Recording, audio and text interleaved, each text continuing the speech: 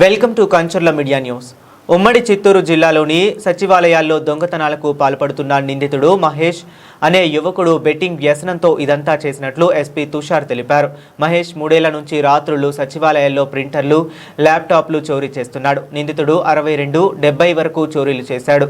అతనిపై ఎస్ఆర్ పురంలో 5, వెదురుకుప్పం 3, గుడిపాల జీడీ నెల్లూరులో 2 కేసులు, తిరుపతి D5, అన్నమయ్యలో 1 కేసు నమోదైంది అని ఎస్పీ తెలిపారు.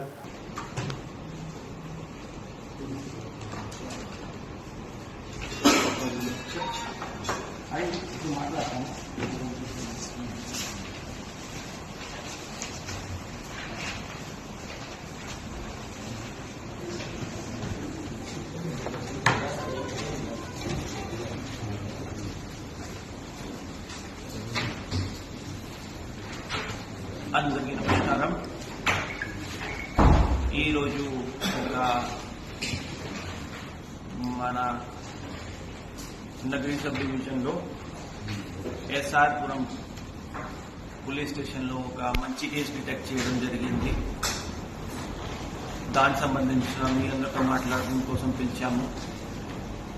ఈ కేసులో మన లర్కింగ్ బీట్ వాళ్ళకి ఒక సస్పీషియస్ మూమెంట్ కనిపించిన తర్వాత మేము ఫింగర్ ప్రింట్స్ కలెక్ట్ చేశాము. అతన్ని తీసుకువచ్చాము.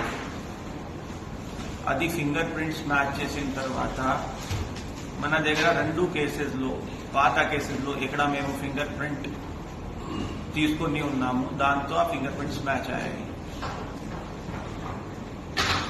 దెన్ మేము ఆ అక్యూజ్ని కొంచెం ఇంటర్వ్యూ చేయడం జరిగింది. ఇంటర్వ్యూ చేసిన తర్వాత మనకి ఏం తెలిసింది అంటే, ఈ అక్యూజ్డ్ పేరు C Mahesh Babu, age about 22 years. అతను ఒక బీటెక్ స్టూడెంట్. గత 2-3 సంవత్సరాల నుండి నైట్ టైం మన గవర్నమెంట్ ఆఫీసెస్ ఉన్నాయి, మెయిన్లీ సచివాలయం, ఇలాంటి దాంట్లో లాక్ని బ్రేక్ చేసుకొని ఏ టూల్స్ వాడతారో అది కూడా మీ ముందే ఉన్నాయి. అక్కడ నుండి ఎలక్ట్రానిక్ ఐటమ్స్, ప్రింటర్ ఉన్నా, ల్యాప్టాప్ ఉన్నా, ఇంకా ఏమి ఉన్నా దొంగతనం స్టార్ట్ చేశాడు. అది తీసుకువెళ్ళి OLX-లో లేకపోతే రిమైనింగ్ ఆన్లైన్ ప్లాట్ఫామ్స్లో దాన్ని అమ్మేసుకొని దాంతో ఇన్కమ్. ఇతనికి ఒక బెట్టింగ్ అడిక్షన్ అయిపోయింది. దానికోసం డబ్బు సంపాదించుకోవాలి, ఏది ఒకటి రకంగా ఆ హ్యాబిట్ కంటిన్యూ చేయాలి. అందుకే ఇతను స్టార్ట్ చేశాడు. మనకి ఆల్రెడీ ఇతను 60 to 70 మధ్యలో ఇలాంటి ఇన్సిడెంట్స్ చేశాడు, ఒఫెన్సెస్ చేశాడు. దాంట్లో ఆల్రెడీ మేము ప్రాపర్టీ కూడా రికవర్ చేశాం. మీ ముందే 3 ల్యాప్టాప్స్, ఆల్మోస్ట్ 30 ప్రింటర్స్ ఉన్నాయి. ఉన్న కేసెస్లో 5 కేసెస్ ఎస్ఆర్ పురం మండల్లో, 3 కేసెస్ వెదురుకుప్పం, 2 గుడిపాల, జీడీ నెల్లూరు 2 కేసెస్, తిరుపతి జిల్లాలో కూడా 5 కేసెస్ ఉన్నాయి, అన్నమయ్య జిల్లాలో కూడా 1 కేసు ఉంది. సో ఇది కంటిన్యూస్ ప్రాసెస్లో, ప్లస్ ఇది ఒక కొంచెం తక్కువ అమౌంట్ లేకపోతే easy going and government officers కూడా ఎందుకు టార్గెట్ చేశాడు అంటే, కొంచెం ప్రైవేట్ ఇల్లు నుండి దొంగతనం చేసిన తర్వాత ఒక భయ ప్రాంతం ఎక్కువ ఉంటుంది, డిటెక్షన్ కూడా చాలా తొందరగా అయిపోతాయి. కానీ గవర్నమెంట్ ఆఫీస్ నుండి ఏది ఒకటి పోయింది అంటే పెద్దగా ఎవరు పట్టించుకోరు. ఆ ఆలోచనతో ఇతను చేశాడు. సో అవర్ టీమ్, మన ఏఎస్పీ తరుణ్ గారు దాంట్లో లీడ్ తీసుకున్నారు, ప్లస్ GTC DSP గారు రామ్ గారు, మన కేనగర్ CI గారు Hanumanth and local SHO overall చాలా బాగా పనిచేశారు ఈ దాంట్లో. ప్లస్ ఇది mainly offence and detection regarding time and again మేము మీకు చెప్తూనే ఉన్నాము కొంచెం ఈ లాటరీ బెట్టింగ్ గ్యాంబ్లింగ్